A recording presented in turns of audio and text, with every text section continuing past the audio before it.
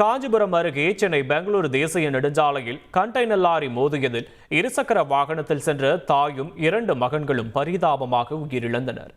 ராணிப்பேட்டை மாவட்டம் ஓச்சேரி பகுதியைச் சேர்ந்த சேட்டு என்பவரின் மனைவியும் 2 மகன்களும் காஞ்சிபுரம் அருகே நடைபெற்ற துக நிகழ்ச்சியில் கலந்து கொண்டு விட்டு ஒரே இருசக்கர வாகனத்தில் ஓச்சேரி சென்று கொண்டிருந்தனர்.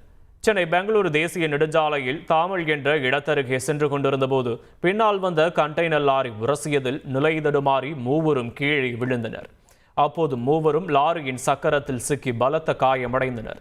இதில் இருசக்கர வாகனத்தை ஓட்டி வந்த சேட்டுவின் மகன் மனோஜ், மனைவி கஜலட்சுமி ஆகியோர் சம்பவ இடத்திலேயே பரிதாபமாக உயிரிழந்தனர். பலத்த காயமடைந்த மற்றொரு மகன் மதன் காஞ்சிபுரம் அரசு மருத்துவமனையில் சிகிச்சை பலனின்றி உயிரிழந்தார்.